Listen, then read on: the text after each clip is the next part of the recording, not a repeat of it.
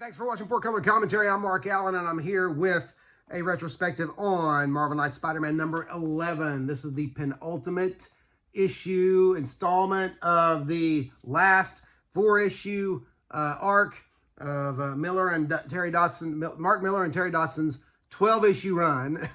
Oh, that was hard to say, hard to put all that together, on Marvel Knights Spider-Man back in the early 2000s.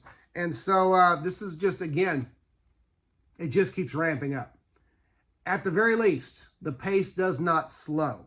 If you remember at the end of issue number 10, you had, Spider-Man and Felicia were surrounded by the Sinister 12, so to speak.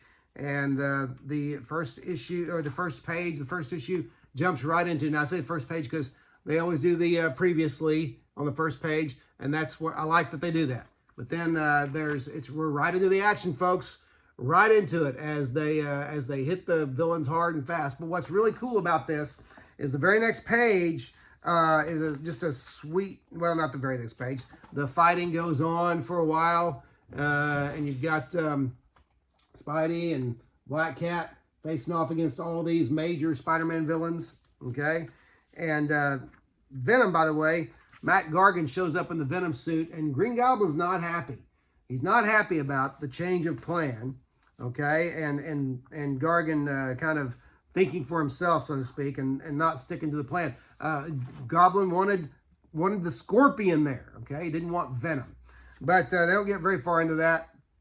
But one of the early pages is a really sweet scene, a great splash page as you see that Spidey and Black Cat are really in a bunch of trouble here with all these villains, and the next page is wonderful as the cavalry shows up with the Fantastic Fours and a couple of Avengers and Daredevil even, and so you love seeing that coming to the rescue, and so you can't ask for a better cavalry team than that. And of course, in true superhero fashion, they dive right in. And then we switch back. We cut scene to Mary Jane, who has decided, she's apologizing to Peter. He's not there, obviously, but she's talking to herself. She's like, I'm sorry for getting you into trouble, Peter, but I have to call S.H.I.E.L.D., let them know what's happening, because I just know Osborn's getting ready to mess you over here. And of course, she's more right than she knows, as Osborn happens to be in the room. She's a clever girl. And so now Mary Jane is in serious trouble, and Spider-Man, at the cutscene to Spider-Man telling Cap that he's got to leave the fight because he wants to get back home to Mary Jane to make sure she's okay. But of course, Venom stops him as he's on his way home, and they get into a knockdown, drag out. And again, just a lot of great stuff here. This book just keeps moving, and some great, I don't want to spend too much time, but some great fight scenes and great rescue scene here of Spider-Man saving a bunch of bystanders from a lot of falling rubble with a giant web. Love that kind of thing. All right. And he continues to go back and forth with Venom. But finally, he dispatches Venom by dropping a building on him, which is just, awesome. And the crowd's cheering Spidey as he swings off to once again try to save Mary Jane. In the meantime, all this time, I think I told you issues ago that Dr. Octopus was being conditioned to kill Green Goblin. I may not have mentioned that, but throughout the last several issues, ever since he went on that weird rampage early on, he's been conditioned. It was revealed he's been conditioned to kill Green Goblin. Well, he's in a hospital, or actually in I think it's more of a secret facility, bankrolled by Osborn, and he hears that Osborn is broken out of prison, and that snaps him out of whatever funk he's in. He still wants to kill him, but he all of a sudden he decides, okay, I'm out of here, and I got to go find Norman and take care of him. So I like Dodson's reimagining of, or redesign, I should say, of Doc Ock's tentacles. Very, very lethal looking. Okay. So anyway, so Spider-Man is looking to find Mary Jane. The apartment was empty.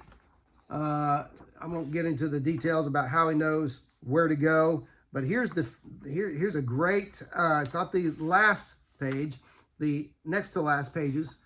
This wonderful double page spread of a sickeningly familiar scene, okay, and of Spider-Man approaching the Green Goblin on a bridge, and this time it's Mary Jane that he has. Just a wonderful two-page spread by Dodson.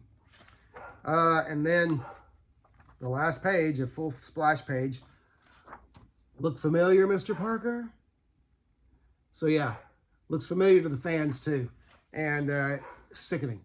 You know, really nerve-wracking at that point. But that's issue number 11. Issue number 12 is the last issue of the run.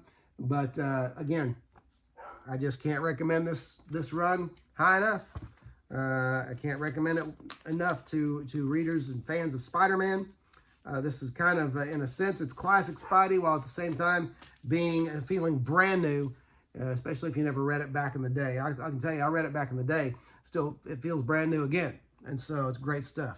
Now, anyway, Marvel Knights Spider-Man. I will tell you now, I'm planning on going ahead. I have Marvel Knights Spider-Man through issue number 15. I'm going to go ahead and review the ones I have, but it's a very different, I'm not going to say drop off, but it's a very different creative team that comes on after next issue.